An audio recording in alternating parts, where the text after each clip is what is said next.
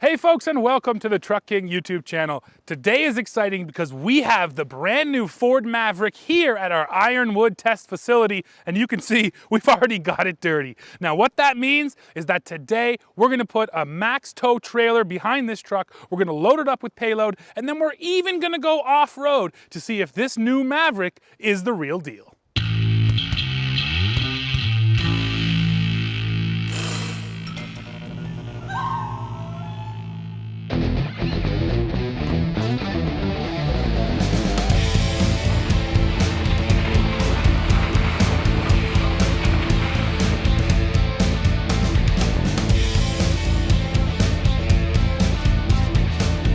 Let's start with the Walkaround. The truck you're looking at here today is a Maverick Lariat, and there is one important difference between Canada and the United States.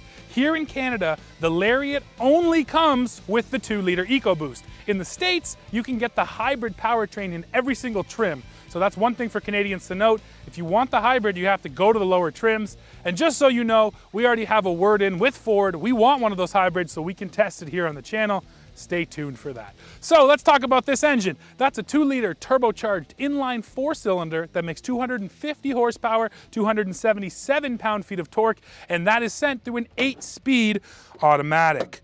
Now the truck we have here today is also fitted with the FX4 off-road package. So we do have all-wheel drive. It also comes with drive modes, off-road drive modes, and I'm definitely curious to put those to the test. Now, one decision Ford made with the Bronco Sport, they developed a twin clutch rear drive unit, which is gonna make that thing better off-road. This Maverick didn't get that. So basically it has one clutch, it can send power to the rear, but then that's an open differential back there.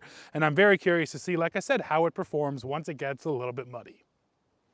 Now let's take a look at the business end of the Maverick, and the first thing I have to point out, the tailgate is not damped. Now many of the commenters disagree. I like a damped tailgate. I think it's weird that the top trim Maverick is not damped, but if the commenters are to be believed, most of you guys don't want damped tailgates. So once again, let me know, do you like that it's not damped, or do you wish it was like me? Anyways, everything else back here, we have all the features for this bed. So you do get a rail system with movable tie-down cleats. That's nice. You get a little storage pocket over here. You do get bed lighting and a plug in your bed, good for 400 watts. That's cool too. Plus a really unique feature, there's actually power behind these little caps here, and you can run that to whatever you want, a little fridge or a small TV. That's kind of cool too. Ford really went out of their way to make sure you can design things specifically for your Maverick. Now talking about size, this is 4.5 feet long, and rather than go over all the rest of the numbers, because that's boring, I'm gonna go get my ATV. Let's find out if it fits. This is our Yamaha Kodiak 700, a very kind of standard size ATV, 48 inches wide, just under 50. That's always been the number that people went to for ATVs, is 50 inches to make sure that you could fit. Also for the 4x8 sheet of plywood, of course, right? So let's load up and see what happens. And I'll also remind you, we did this with a Honda Ridgeline, it fit, and then we did it with the Hyundai Santa Cruz, and it didn't fit. Now, to be fair, that was mostly because of the tonneau cover, but that tonneau is standard here in Canada. So yeah, it's gonna make it more annoying. Now let's find out what happens in the Maverick.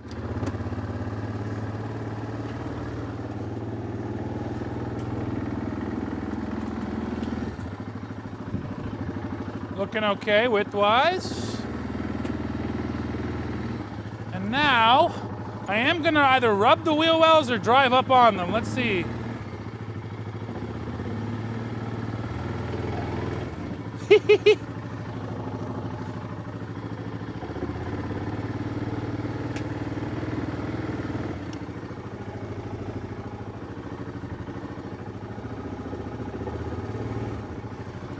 Well,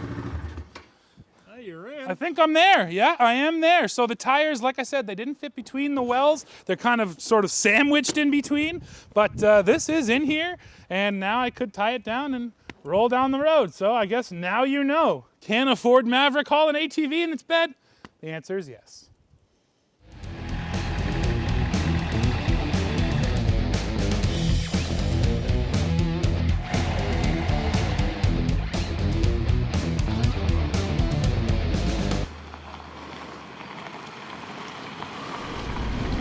All right, Dad, so we took the ATV out and we loaded in a 500-pound barrel, Payload on this truck as it sits is a little bit over 1,200 pounds.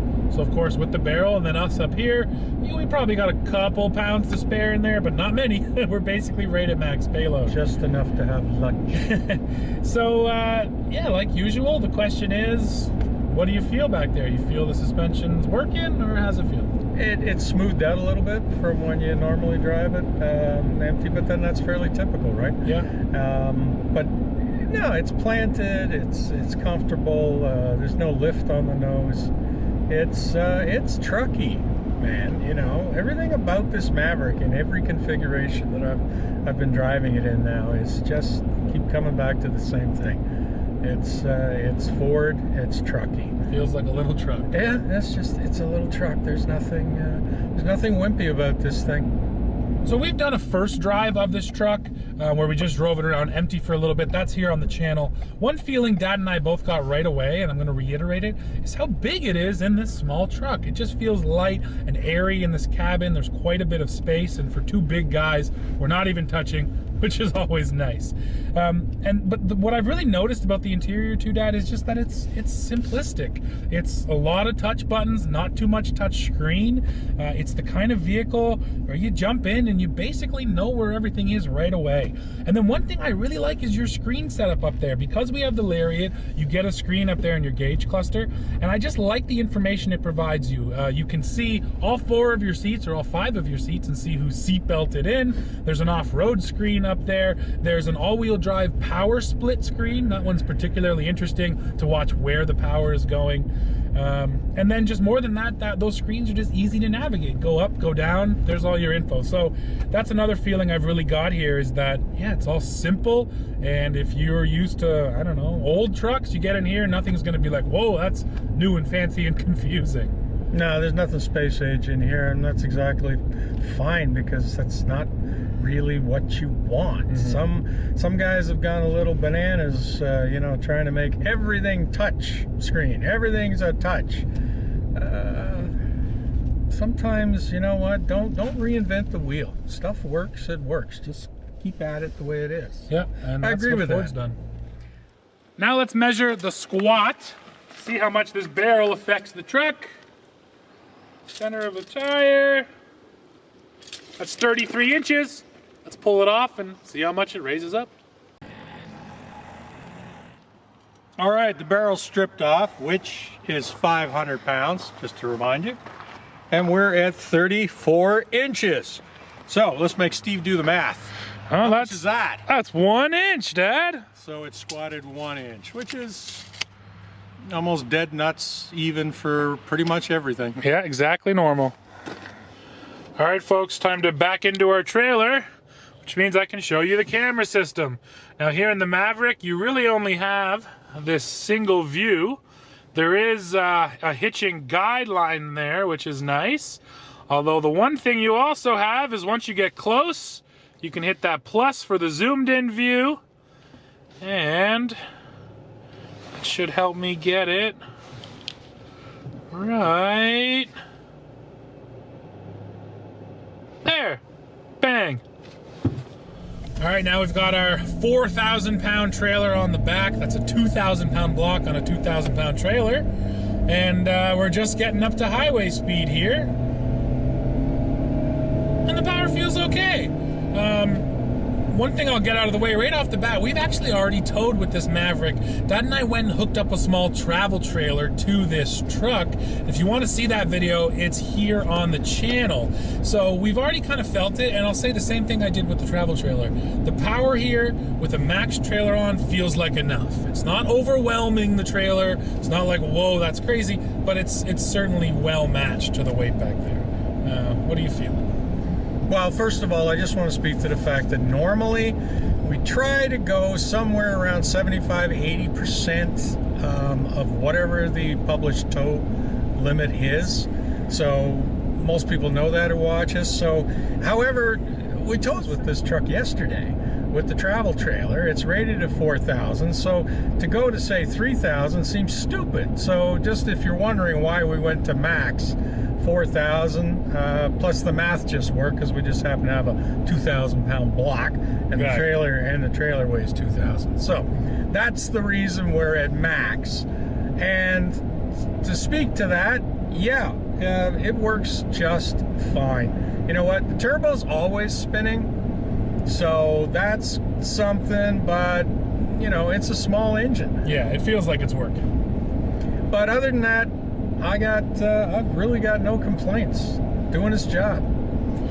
And I think the real nice thing is it's obvious how much time Ford spent on towing with this truck. When you think about integrated trailer brake controller, that's excellent. It has a brake light check system for you, which is especially cool because we actually do have some trailer light issues. So it checks your trailer lights, and you can see here, it actually told us specifically that the left turn signal is out. We already knew that, but the truck reminded us. We got some wiring to do.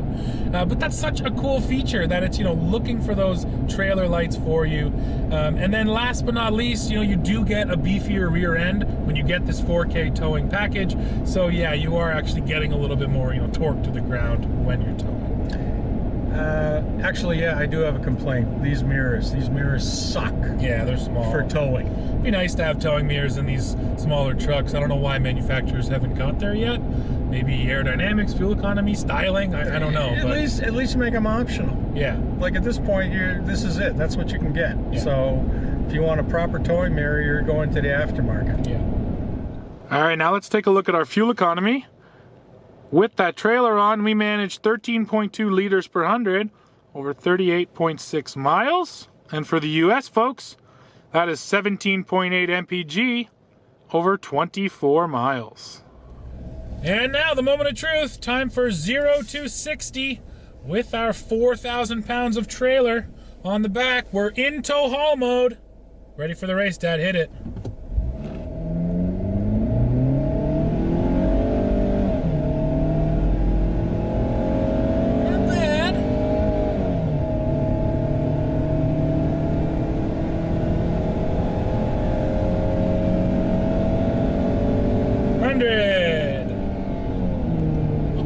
Okay, that was a 15.6 0 to 100 kilometers an hour. Just kind of right in the middle. Not the best, not the worst. You can see how it stacks up here on the leaderboard.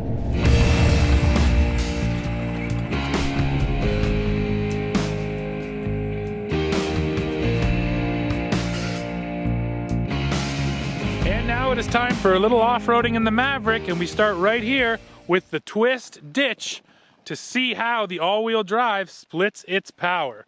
So first run through, Dad's got her in normal mode. Let's see what happens. Now keep coming straight forward, keep coming straight forward. Now cut it.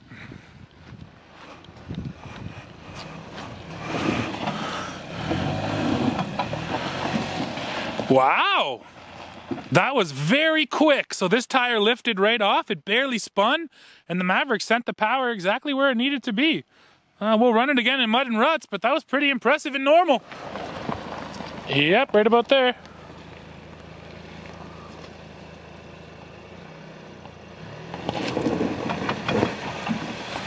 Nice. Yeah, same thing, almost no spin there whatsoever. So that really does show you the all-wheel drive is very quick at distributing that power. Well, you saw the twist ditch right there, and yeah, the all-wheel drive was very quick to react. I mentioned off the top, it's just an open differential in the rear end, but just with brake-based traction control, it sent the power pretty quick. Now, we went down our local unmaintained county road. That's kind of our all-wheel drive road. And that's what this vehicle is, right? The Maverick is not a hardcore off-roader. You just don't have the clearances or the angles to really tackle a hard off-road trail. But this vehicle is all-wheel drive. It is a truck. So So there's some pretense of off-roading, and that's why we went to that road, because that is a legitimate town road where there's actual cabins out in the woods that guys have to get to, and this is the kind of vehicle you want. And then plus, Dad, there was an extra complication, or maybe made it more fun too, was the ice. We didn't necessarily expect that, but things are getting cold up here, so the entire trail was just packed with ice. So all that said, what did you feel coming through there? Well, what I was particularly feeling for was whether or not we bottomed. And we didn't bottom.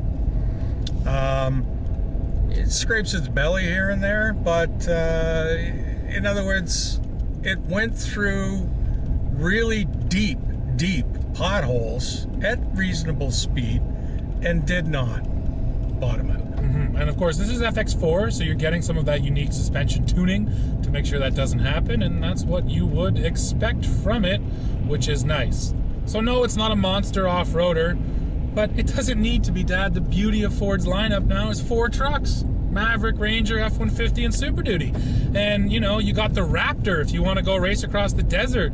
You have the Tremor package on F-150 and on Ranger. So I'm not going to sit here and be like, oh, it's not good off-roading. That's fine. No one buys the Maverick for off-roading, and there's other vehicles in the Ford lineup. In fact, what it did today was exactly what I would expect it to do on a normal basis, and basically nothing more, and it did it well. Yeah, I just want to be able to get into rough roads and into the back 40 here and there, the things that I've always done with trucks. I don't buy this to off-road, and so in other words, it hasn't let us down by any stretch. If anything, it handled that gnarly road pretty well. Well, folks, we have arrived at the end of this video. So what is the verdict? Well, I think with this Maverick, Ford is making a statement. Compact trucks are back, and we are gonna own that segment. And I have to tell you, I'm so excited for new competition to show up to see if that claim holds true. So for now, we are all done. Please now go below, leave me a comment, let me know what you think of the Maverick and all of our testing. As always, while you're down there, don't forget to hit like, hit subscribe, hit join to become a member, and then come right back here to Truck King to see what we're testing next. See ya.